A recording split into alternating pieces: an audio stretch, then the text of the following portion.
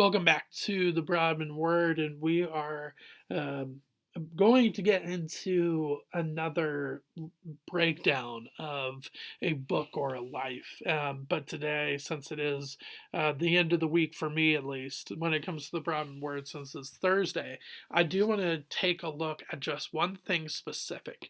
And it was actually from a podcast that I listened to called Pastors Talk through Nine Marks, and they were talking with a couple, a pastor and his wife, about hospitality and what that means in the Christian life, but in the church as well.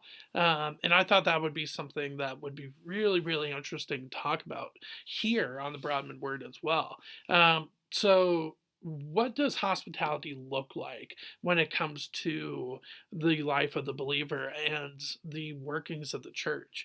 Well, first off, what does hospitality mean exactly? The dictionary basically says the friendly and generous reception and entertainment of guests, visitors, or strangers. And we kind of see that in Scripture. The word hospitality shows up 4 times in the New Testament, all in the New Testament. There's one in Romans, First Timothy, Hebrews, and then First Peter. So let's look at those 4 verses and see what we can kind of get from them. So Romans chapter 12, verse 13, contribute to the needs of the saints and seek to show hospitality. So in doing hospitality, in being friendly and generous and receiving and entertaining guests, you are contributing to the needs of the saints. So hospitality is not just something that you do to encourage, but it is something that you can do to meet the needs of your fellow brothers and sisters. And that doesn't necessarily mean entertainment or food or giving them something to drink at your house, but it could just mean seeing them, letting them grieve over the loss of their loved one, or letting them grieve over the loss of their job, or celebrating with them over over a promotion, or celebrating with them over the birth of a son or daughter, or a grandson or a granddaughter.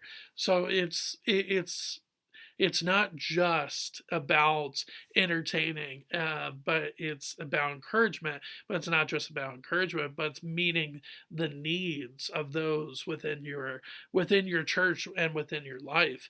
But something that I thought was really interesting when it comes to the podcast was the use of hospitality as a witness tool to unbelievers, or as scripture puts it, strangers. Hebrews chapter 13, verse 2.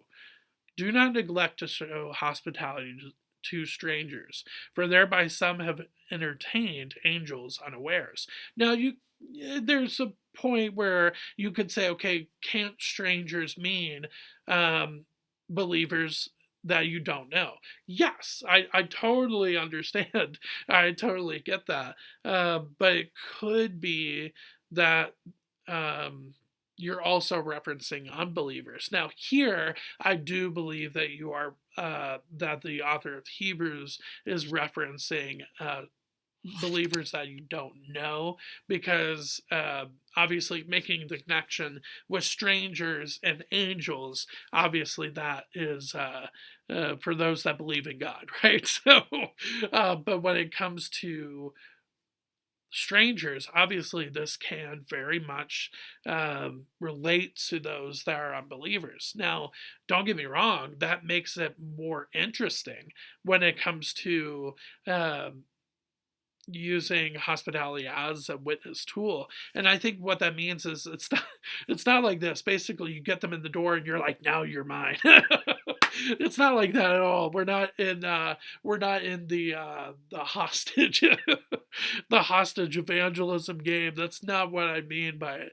Basically, what hospitality to unbelievers, what that looks like is, look, I even if they know that you are a believer, just having them over to your home, opening up your home to them, and then making it aware that you are there in their community and you are willing to sit down and have a conversation with them. You are willing to listen to them, and that means quite a lot. And um, the couple that were on the podcast just really kind of just backed that up. And there were times where I think they were in a hurricane zone, but they would have people come from even if their city didn't get hit by a hurricane, but the surrounding cities did, they would have somebody come over to their house, and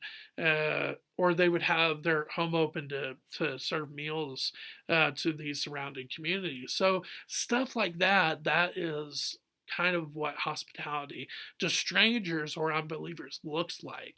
And I think that's really, really interesting. Now, there is a level to it that is extremely important that we hold on to, and that is how we go about hospitality. It's not just this idea of, oh, now I have to open my house, like, so now I'm gonna have to clean this and make sure the kids' rooms are good. And oh my gosh, like, sounds like so much work.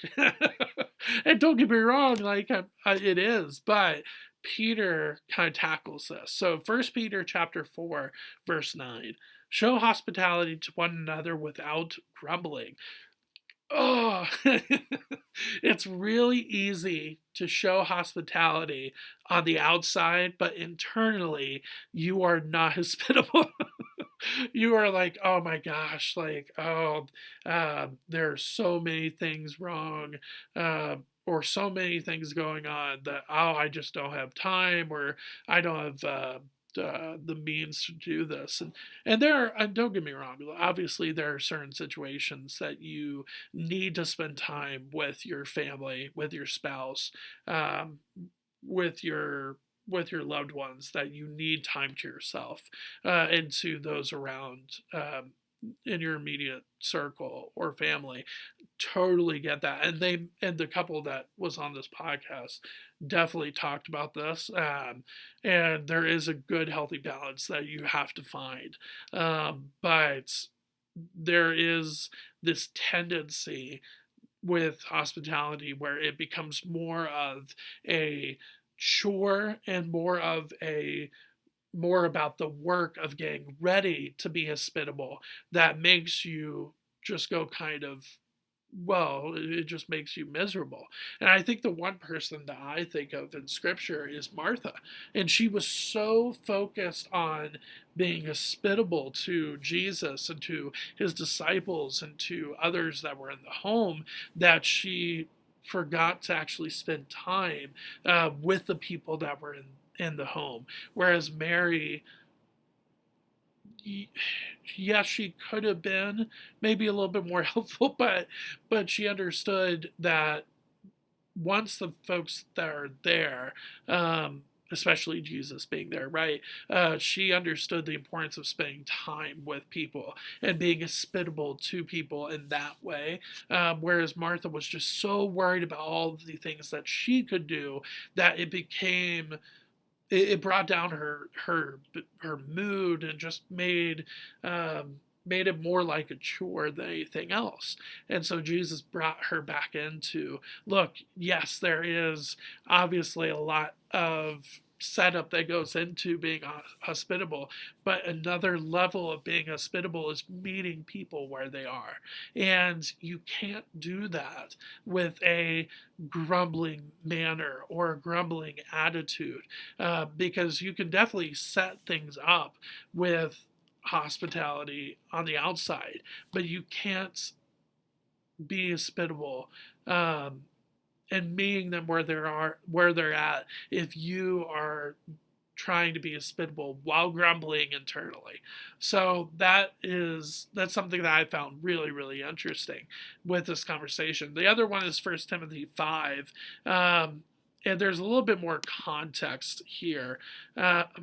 Verse 9, let a widow be enrolled if she is not less than 60 years of age, having been the wife of one husband, and having a reputation for good works. If she has brought up children, has shown hospitality, has washed the feet of the saints, has cared for the afflicted, and has devoted herself to every good work. In 1 Timothy chapter 5, the part of that is just talking about instructions for the church that Timothy is most likely the pastor of.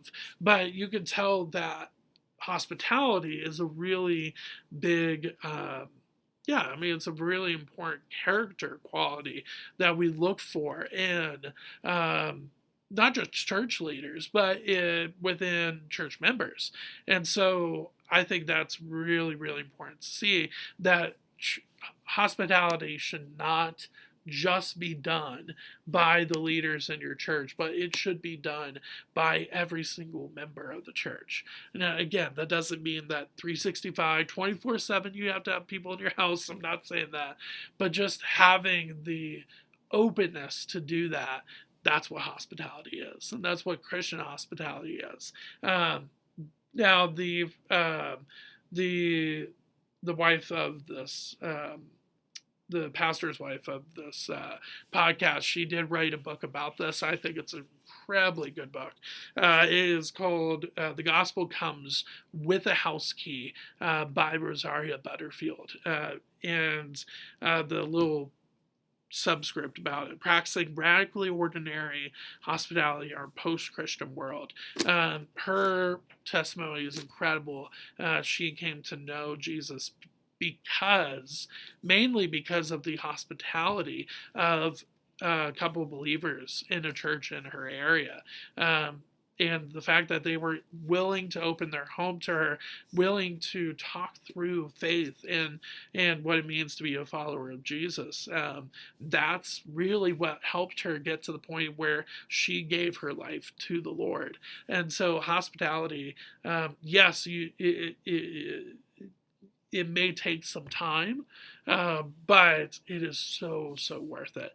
So if you can get a copy of The Gospel Comes with a House Key by Rosaria Butterfield, definitely do it. It is worthwhile.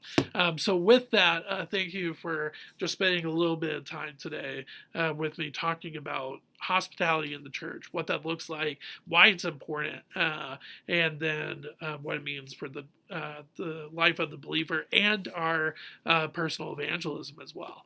So we will get back at it next week with the Brahmin Word. But thanks for spending time with me today.